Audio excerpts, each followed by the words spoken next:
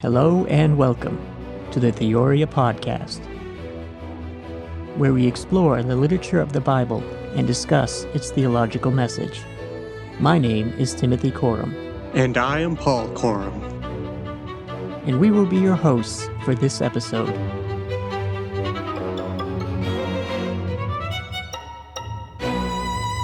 Okay, here we are, episode 3. How you doing, Paul? All right. Now we're going to finally get to it and deal with Genesis 1 and 2. Like I said at the beginning, I debated even doing these because there's not only so much information, there's so much misinformation about these passages, and they tend to be somewhat controversial. And as I've taught these passages in the past, I'm always discovering new hang-ups people have with them over some of the details. But we're going to treat it just like we did the other two creation stories, Proverbs 8 and Psalm 104. And we're just going to put it into its literary historical context and see what message emerged or what the author was trying to tell his readers. Oh, I just can't wait for all those hang-ups. All right, and here we go. Let's get into it. Now, I want to start by giving you 4 basic reasons why the account of Genesis 1 and Genesis 2 are probably 2 different stories, coming from at least 2 different sources. All right. Number 1, if you notice in chapter 2, verse 4, see the word generations there. It says, these are the generations of the heavens and the earth. The word there is toledot, and it is normally translated generations, but it could also mean account or like a record. And we see it used 15 times in the book of Genesis. And how it's used is it marks out the different sections of the book.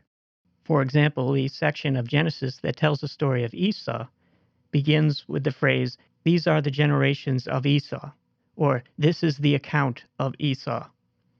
And you see the same thing for Ishmael, Jacob, and so on. So with this in mind, it kind of looks like the second creation story, and starting in Genesis 2, verse 4, perhaps was an original part of the book of Genesis, and the first creation story in Genesis 1 may have been added on at a later time, making the phrase, these are the generations of, in 2:4, the original beginning of the book, and being just one of the sections of the book that is marked out with this phrase. Now, number 2, you may have noticed that between these 2 stories, there are different names for God used. In the first one, the creator is Elohim.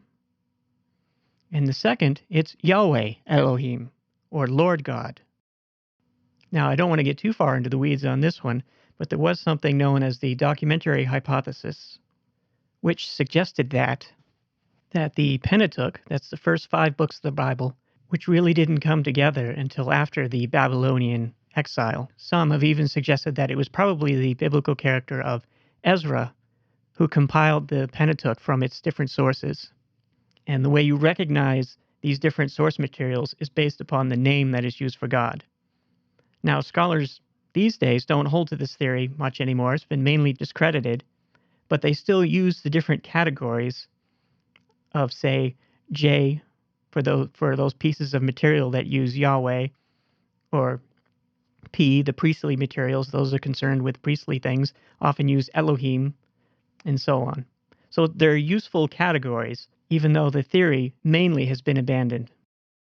Number 3, in the 2 stories, there is a different order for the things that are created. For example, in the first story, in chapter 1, humans are the last thing to be created, and in chapter 2, humans are created early on, even before plants and animals. And the 4th reason is style. The first creation story in Genesis 1 is very organized. It's very formal. It's almost like a list. It's very structured. And the second creation story in chapter 2, stylistically, is an epic poem, and it has a narrative to it. It tells a story. Now, it's been my experience teaching these passages in Genesis in various churches that people are often shocked at the idea that there may be 2 separate stories here in Genesis 1 and 2. I'm always amazed at how much of a hang-up that is for people, because the place they're usually coming from is that they're interpreting these stories as descriptions of how God made the universe. But as we've seen looking at other creation stories, like Psalm 104 and Proverbs 8, that's not what's going on at all. Yes, and when this has come up in different teaching situations, people often have a stunned look on their face. And they look at me like I just killed Santa Claus for them and then made them hide the body. Now, what people are doing is they're playing this game. They want to interpret these stories in a very strictly literal sense. Like in Genesis 1, when it says morning and evening and there was a day, they want to say, well, that was literally a 24-hour period of time. And it was literally 7 days that God used to create the universe. But then they have a problem because they turn the page and then they realize here's another retelling of the story, but things are in a different order and there's contradictions. Now, there's a lot of different reactions to this, and they basically fall into two categories. First, the reader may say, well, whoever wrote this is an idiot. He's already contradicting himself on the second page here. And they throw the whole thing out and say, oh, those Christians are ridiculous. Or the second category, they come up with all kinds of complicated shenanigans to make the two stories fit together as one story. There's a lot of ways they do this. One popular way is to say that the second creation account in Genesis 2 is really a recapitulation or a retelling of the story of just the creation on day 6. Now, of course, there's some problems with this, but I'll go ahead and give that theory a maybe.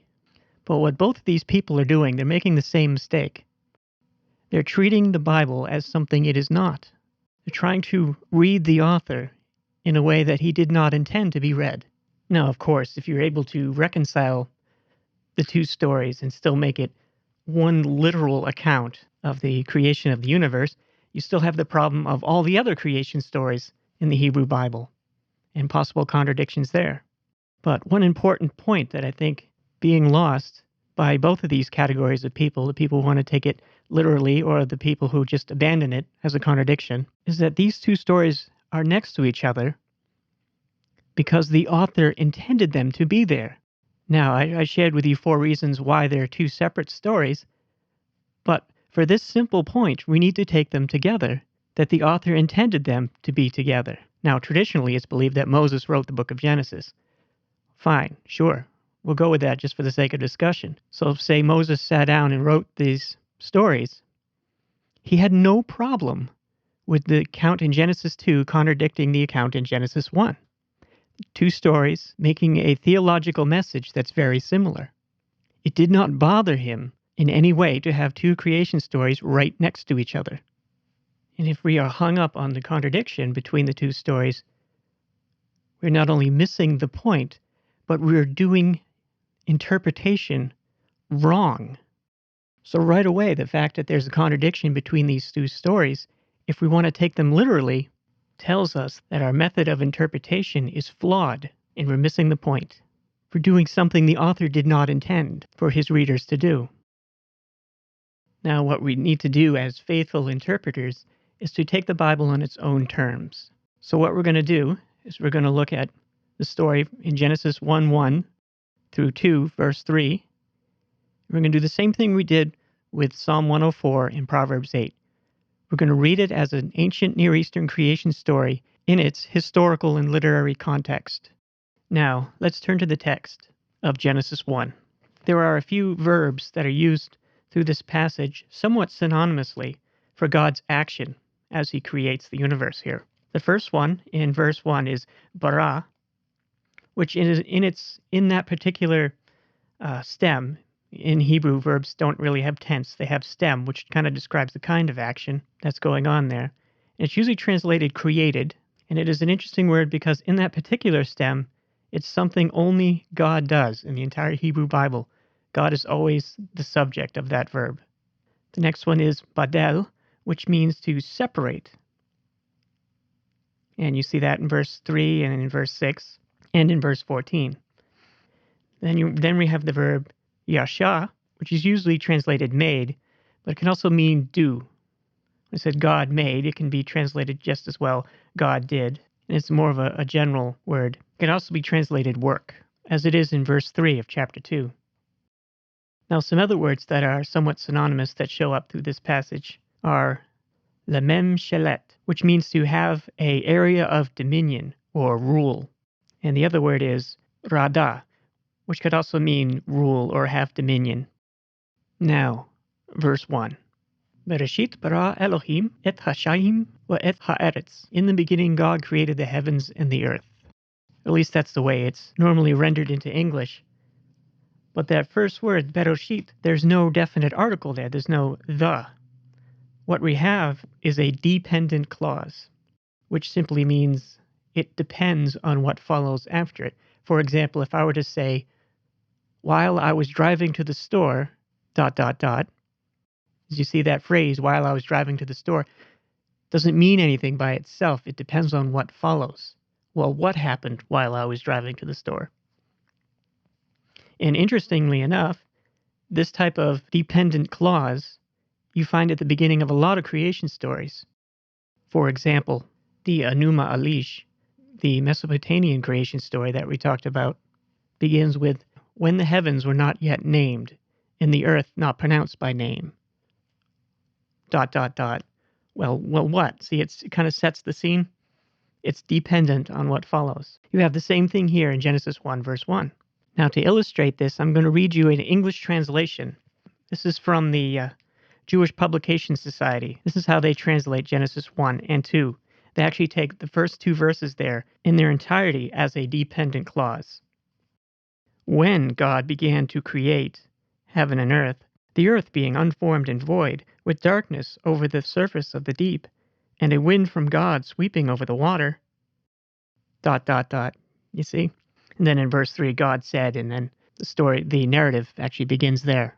So what we have in verse 1 is not a specific point in time called the beginning. What it is when God was beginning to create, then everything that follows comes into play. Now that first verb there, bara, to create, like I said, it's in that particular stem, it's called the call stem, it's something only that God does. But at its root, the word could possibly mean separate. For example, in what is called the PL stem, in Joshua 17, it's used referring to the tribes of Ephraim and Manasseh separating land for themselves. So you have this idea of separation or designating. It also shows up in Ezekiel 21, referring to a distinguishing between two routes of travel.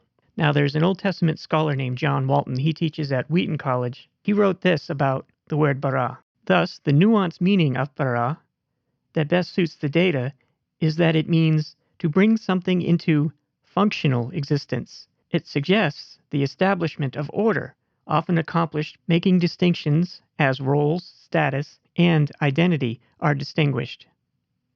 So we can read Genesis 1 verse 1 as, when God began to separate and order the heavens and the earth. And this would be completely consistent with the motif of separating things out from chaos and naming them that we've seen in the other creation stories so far. So just like in the other creation stories, right off we see that this is completely consistent, and the idea is that God's going to begin separating things out from the chaos and naming them and giving them a function or a role. Now, in verse 2, the earth was without form and void, and darkness was over the face of the deep. The word there for deep is tahom, and we've talked about that. It is the primeval chaos waters that we've seen in other creation stories. And continuing on, and the Spirit of God was hovering over the face of the waters, or the Ruach Elohim. Here we see another point of consistency between this story and other creation stories. For example, in Psalm 104, we had El, the creator God, and the rider on the clouds, the storm god, both Yahweh, both the creator. And then in Proverbs 8, we see Lady Wisdom standing beside God as they create the universe. So here in this story, the Ruach Elohim is standing in that place of the imminent representation or manifestation of God in the universe. So this is the storm god of Psalm 104, and this is Lady Wisdom from Proverbs 8. And we talked about this when we were talking about Proverbs 8, how the Spirit of God, wisdom, or the Word of God are all synonymous. They're all the same person. In these narratives, they all function as the same character. And we can see this in, say, Psalm 33, verse 6, for example, where the word of the Lord, Devar Elohim, is the means by which God makes the heavens, and it is with the Ruach Elohim that God makes the starry hosts. We see this throughout the Bible, this consistency between the idea of the Spirit of God, wisdom, and the Word of God. For example, in the Joseph story, when Joseph tells Pharaoh his plan to get organized to order the nation of Egypt in such a way that it can survive the famine that is coming, Pharaoh says about Joseph that this man has the Ruach Elohim within him, the Spirit of God, because he is one who is bringing order, or one who has wisdom. Another example, just off the top of my head, would be Acts chapter 6, where the disciples are looking for people to become deacons. And the criteria that they give is they want someone who is full of the Spirit and wisdom. That Spirit and wisdom, grammatically, is what's called a hendiadys, meaning two words separated by and, that both describe each other and are somewhat synonymous. So the type of person they were looking for was someone who is filled with the Spirit, that is to say, with wisdom. Now, moving on, in verse 3, just a few comments here. When it says, God said, let there be light, and there was light, the two verbs there, be and was, the way it's normally translated as if God says something and therefore it then follows that the thing comes into being, well, it's not really the case. Those two verbs are actually in the same stem, and they're identical. So it's perhaps more literal to translate it as, although much more awkward in English, God said, there is light, and there is light. The fact of God calling it into existence and it existing are the same thing. It's not one causes the other. Now, continuing on, God continues to separate things. In verse 6, he separates the waters above from the waters below.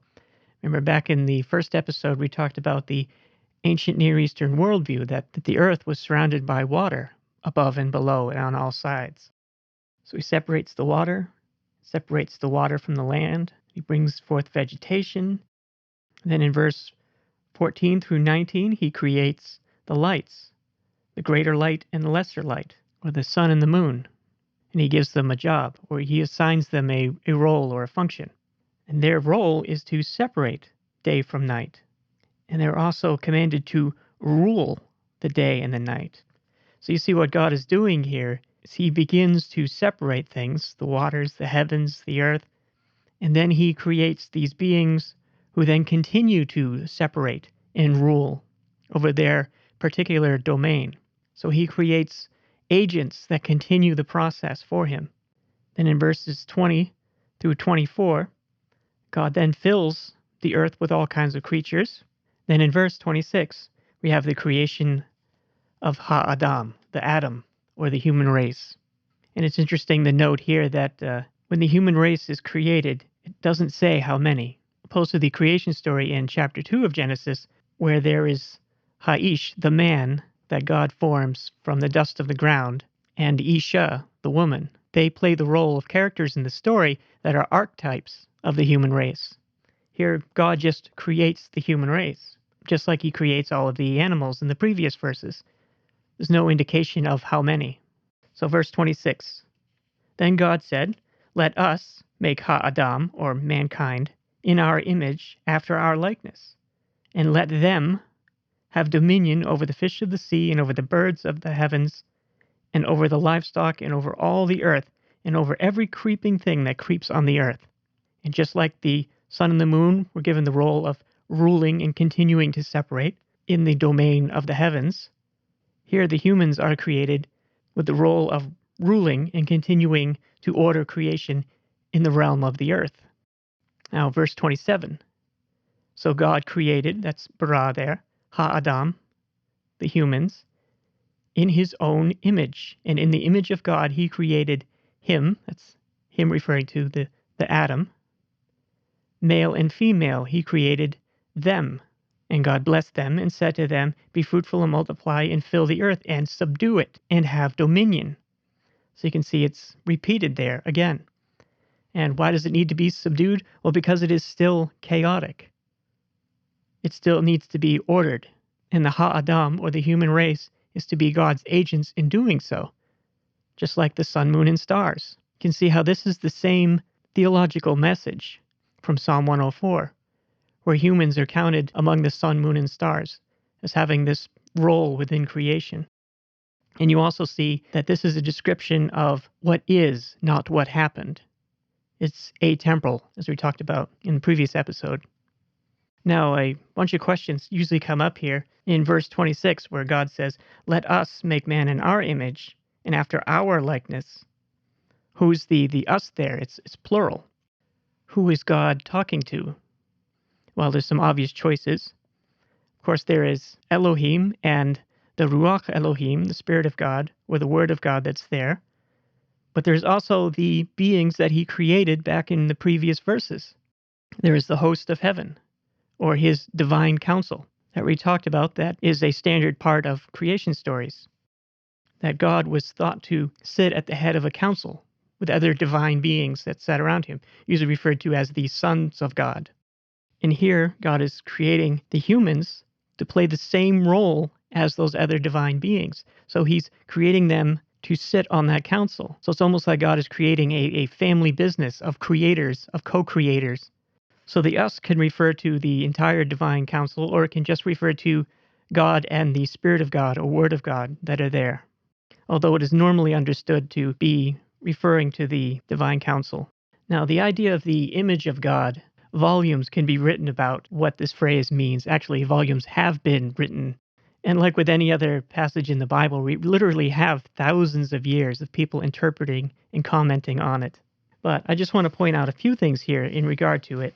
The idea of being in the image, or in our image, it's probably best to understand this since it's the assigning of a function or a role, like we've talked about. It's perfectly legitimate to translate Bet Salmanu, or in our image, as our imagers, in that it is describing the function or the role, or rather the vocation of the human race. Now, continuing on to verse 1 of chapter 2 now. "Thus the heavens and the earth were finished, and all the host of them." Host just means the multitude. So there's the hosts of heaven, and then there's the hosts of earth. Whereas at the beginning of this narrative, the earth was tohu vabohu, formless and void, or in other words, it was empty. Now it's full. There's a host of heaven and a host of earth. And roles and functions have been assigned, and the work of creating and ordering continues on. And on the seventh day, continuing on in verse 2 now, "On the seventh day God finished his work that he had done, and he rested on the seventh day from all his work that he had done. So God blessed the seventh day and made it holy, because on it God rested from all his work that he had done in creation." Thus ends the first creation story in the Bible. Now you may ask, what's this structure of days all about, where the whole narrative here is broken up into 7 days? Well, what we have here is the motif of temple building that we've been talking about with all the other creation stories. What we have is, with the 7-day format, is the dedication of a temple.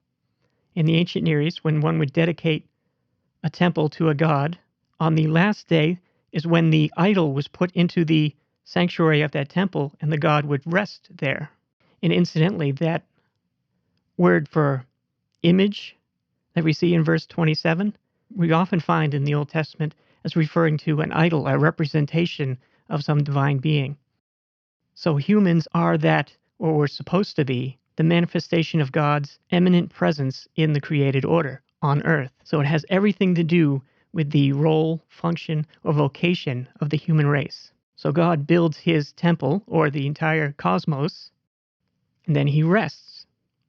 And on earth, the image of God is the human race. And in the ancient Near East, when they would build temples, they would often be set up as microcosms, or little pictures of the creation. So if you're familiar with either the tabernacle or the temple as described in the Old Testament, there was a fence around it. That was the outer court. Then there was an inner court. Then there was the holy place. Then inside of that was the Holy of Holies, or the inner sanctuary. Out beyond it is the chaos. Then there's the area that is ordered. Then as you move into the holy place, there's the heavens. Then you move into the heaven of heavens, or the Holy of Holies, where God's presence was, where they put the Ark of the Covenant in the tabernacle and temple. And this was a common setup throughout the ancient Near East. And they would even have the chaos waters, usually symbolized by the laver that sat outside of the door to the temple. And in Solomon's temple, it was literally called the sea, and it would sit there subdued before the presence of God that was inside the sanctuary. And here in this creation narrative, the humans are functioning as God's priests within his temple. Now, I'm going to leave it to you to actually go through the second creation story and the rest of chapter 2. You can go ahead and read through it, and you'll see all of these motifs and themes that we've been talking about through these different creation stories. They show up there just as much. And then you can draw out from that the theological message of that passage. Just as I hope, after going through this creation story here in Genesis 1, and the first few verses of Genesis 2, the theological message that the author is trying to get across would be evident to you.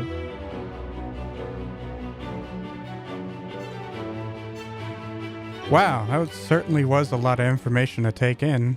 I think your analogy fit perfectly there with killing Santa Claus. I can imagine a few are very confused at this moment. Yeah, it does happen. So when I'm usually teaching, like I said, for example, when I used to teach in a Sunday school class, I just like brush over those things and keep moving on. Then I'd notice the look on people's faces, and they're like, wait. Then I'd have to go back and deal with it. Yeah, it certainly helps looking at the other creation stories first. Yeah, that's kind of was the plan, or my thinking in doing so, that will create a context for understanding these kinds of stories, and then put this one into it, and then use that as a matrix for interpreting.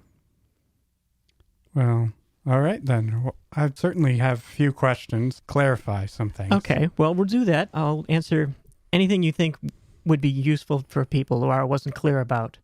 And then we'll talk about how we can express the same theological message to someone living in the 21st century. All right, I think we'll start with a more broad concept. We'll start with the origin of Genesis chapter 1. I noticed you mentioned Ezra, maybe Moses, but there doesn't seem to be any consensus on who wrote it. No, there isn't. And traditionally, it's accepted as Moses as writing the Torah or the Pentateuch, the first 5 books of the Bible, and referring to those books as Moses or the writings of Moses was just kind of shorthand for those first 5 books. Even in the New Testament, in Jesus' time, they would use, the writings of Moses and mean the first 5 books, which in Protestant Bibles we call the Pentateuch.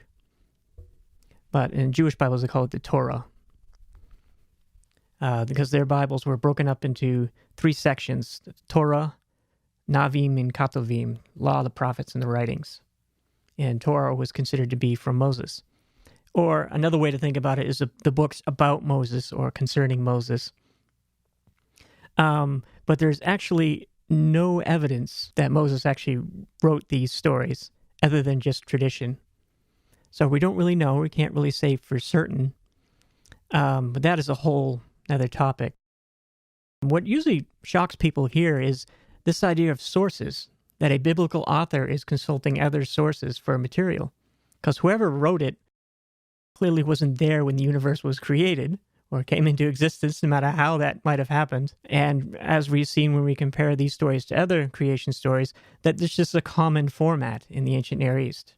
So the author of Genesis was either an author who took 2 stories and put them together, or was an author who had one story in the book of Genesis and another one was added on later, or it was an editor later on who took a whole bunch of different versions of stories and put them all together. So there's a lot of possibilities here that scholars have argued and debated about, they come up with here. But we should not be too bothered with the idea of a biblical author using sources, especially when they tell us that that's what they did. There certainly seems to be a connection between this creation account and other non-biblical creation accounts. Yeah, and surprisingly, this one's actually fairly close in format, although not quite exactly, the Mesopotamian story, whereas Psalm 104 was actually really close and used a lot of the language from the myths from Ugarit that we talked about. So, what would be a few things that an ancient Near Eastern person reading this creation account would really stand out to them? Well, right off, the absence of chaos comp, or the struggle against chaos. Although the duality of chaos versus order is fundamental to the story here, God is not fighting a giant representation of chaos. There's no Marduk fighting Tiamat. There's no giant sea monster that needs to be destroyed. God is, and you see the Spirit of God just moving over the face of the chaos waters, and then he speaks, and that's it. There's no struggle, there's no violence, there's no possible way for God to be defeated here. There was no challenge for him to create the universe. So that would have been one thing that would have stood out right away to an ancient person. But probably the most shocking thing is the role that is given to humanity in this story. Like in Psalm 104, humans were listed there with the sun, moon, and stars. And here again, humans are given a role as kind of co-regent rulers or co-creators with God. They're given a place on the divine council. Like I used a metaphor, which actually comes from Dr. Michael Heiser. He uses this quite a bit, trying to explain the concept of the divine council, is that it's like God wanted a family. So it's like a family business.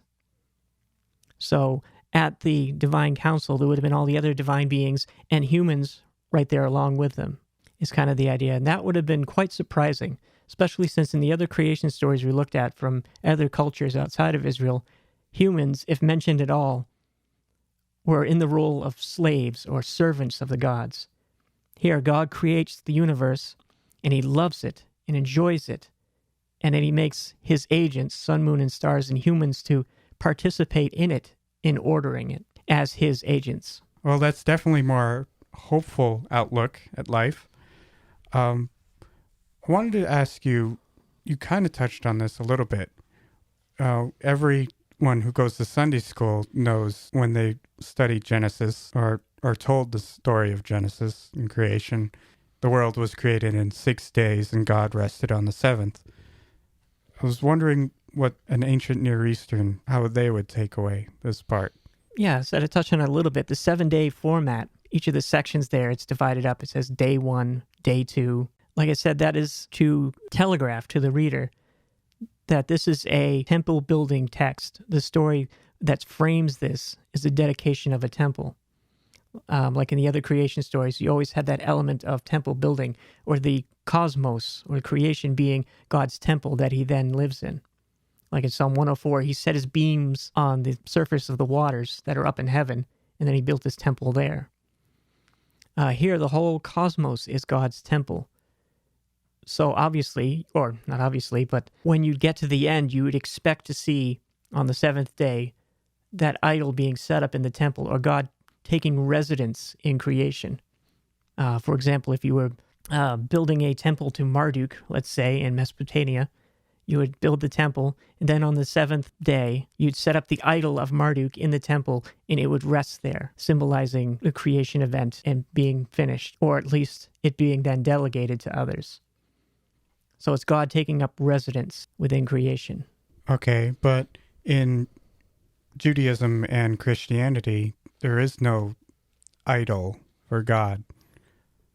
Yes, exactly. And I touched upon this a little bit, where the image of God is the human race in this case. For example, if you've ever seen a picture or a drawing or seen the Indiana Jones movie of the Ark of the Covenant, Right. that was supposed to be where God's presence was.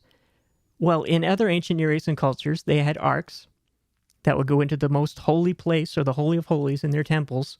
And sometimes, especially in Egyptian settings, they were often in the shape of a boat, and the idol would sit on it, and that would sit inside of the Holy of Holies. So when one walked up to this Ark of the Covenant, they would expect to see a statue there of the God in the middle. But when you look at the Israelite one, there's nothing there. It's empty. There's just the two cherubim, which are depictions of divine throne guardian type creatures. But there's just an empty space where the God was supposed to be.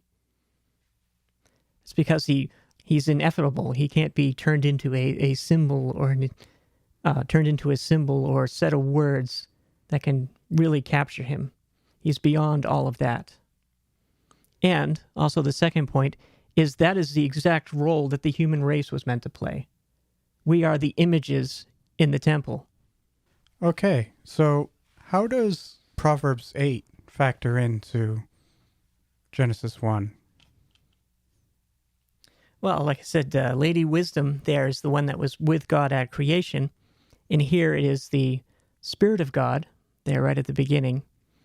And like I said, the Spirit of God, wisdom, and the Word of God are kind of all used synonymously throughout the Hebrew Bible, and even actually on into the New Testament. And you see what or how God is doing creation or doing the separating on through here. He's speaking.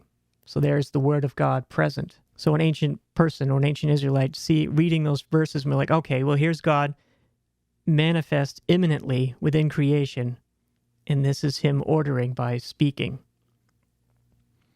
So there's very much an overlap between these three. In Christianity, we use the term Trinity. This would have been the foundation of that. Even though the word Trinity or the doctrine really isn't described within the Bible, the concept is definitely there. And in fact, when we get into, say, the 2nd century after the New Testament, you see Jewish literature or rabbinic literature starting to shift away from speaking that way of God being these different persons in a particular scene, mostly because the Christians were starting to emphasize it. And then when they finally settled on language they're going to use to describe this phenomenon, they settled on the idea of the Trinity. That was even the subject of debate at many of the early church councils. What is the exact relationship between Jesus or God the Son with God the Father? Is he the same essence, the same person, or is he just a mode of God the Father?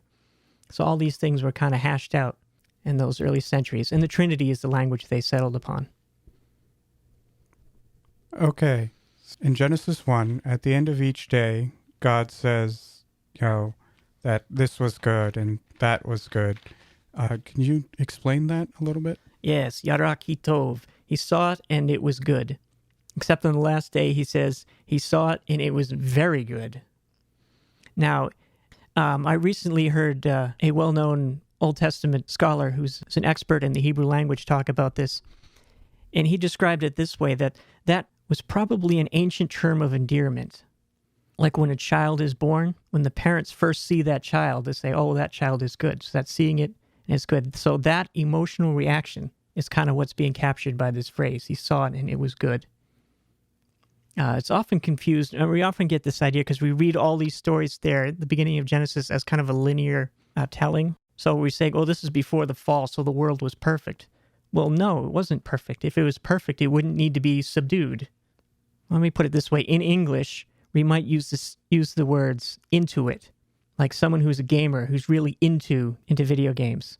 So God creates the light, and he sees it and says it's good.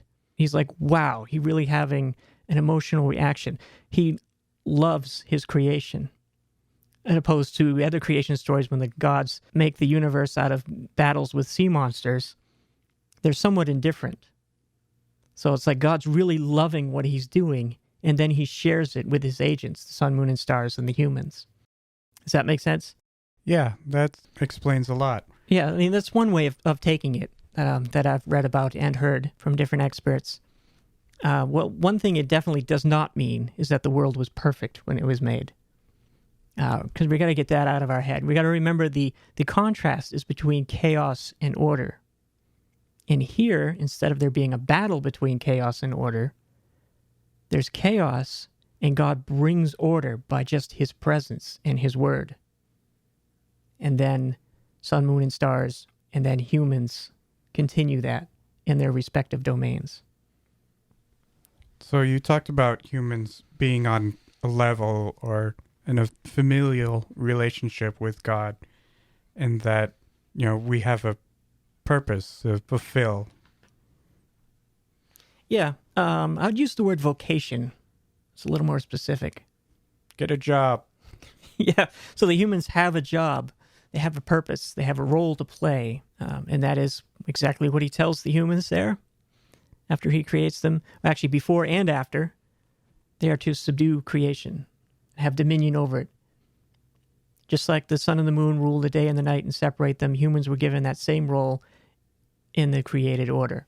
So are we continuing what God has done in separating order and chaos? Oh, sure. I mean, this confusion usually comes around this issue because of the philosophical argument that if God is all good and all powerful, why is there suffering in the world? Well, it's because we have not been very good at our job of bringing order. An excellent example of this, consider the polio vaccine. Horrible disease, ravaged the human race. But it wasn't until someone used wisdom, or as we like to call it, the scientific method, to develop a vaccine and nearly eradicated that disease.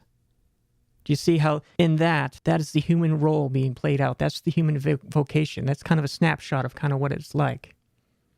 Just think of the innate drives and desires within humanity, or the ones that are actually bring about the most good. The longing for discovery, for learning, our curiosity. So here we see that Spirit of God that was hovering over the waters, or wisdom in Proverbs 8, that is the means by which we carry out our job of ordering, because that is the same means by which God ordered the universe to begin with. So we're using the same method. We're taking what is chaos and suffering and misery in the world, and we're bringing it to order. Reducing toil, not reducing work, because that process of ordering is described as work. It was God's work, and now it's the human work in the human realm. But part of the curse after the fall in Genesis 3, when that's described, is that work will now include toil, suffering and misery. So not only are you bringing order and reducing suffering and misery, your work will be suffering and misery. So you see how the curse is directly related to the human vocation. All right. So let me ask you this. Do you think we're doing a good job? Well, if you read, was it Steven Pinker's latest book, the Harvard professor, Enlightenment Now, I believe was the title. And in that, he outlines a lot of the good things that have been happening in the world since the Enlightenment. You know, the reduction of poverty, the reduction of disease and famine and starvation, and all the good that humans have been able to do just with the scientific method. But there's a good example of humans bringing order. Yeah, I'd say we're making progress.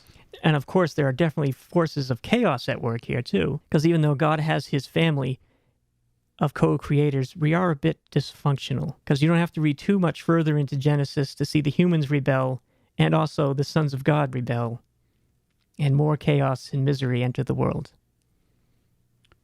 All right. Well, speaking on that point a little bit, it seems silly to ask now, but I've got to ask about the evolution versus creationism debate. Oh, man. Well, normally how those go, it's like those two groups of people I talked about when they run into the contradictions there in Genesis, between Genesis 1 and 2. It's the same thing. For example, just several years ago, there was the one between, the famous one between Ken Ham and the science guy. Bill Nye? Bill Nye, the science guy, yeah. They were both making the same mistake. See, the scientist is usually upset, hey, look, this creation stuff is nonsense because it's not scientific.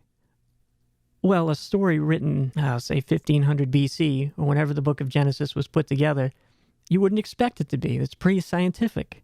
You would expect it to be an ancient Near Eastern creation story, and that's what it is. So the mistake they're making is they're expecting the Bible to be something it isn't. Now, on the other hand, the creationist, someone who believes in creationism, is one who is making the mistake of thinking that it is, that was the intention of the author, is to communicate the scientific description of how the world was made. But with just a little bit of thought, you can see how ridiculous this is. Like, take our modern cosmology, let's say just Big Bang cosmology and the standard model of the universe in particle physics. A lot of these creationist people were saying, well, okay, the Genesis account is completely compatible with that.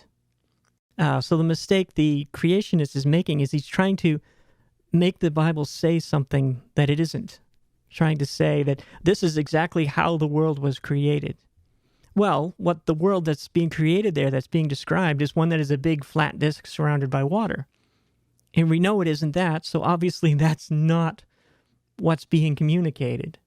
And if it is, then they are wrong.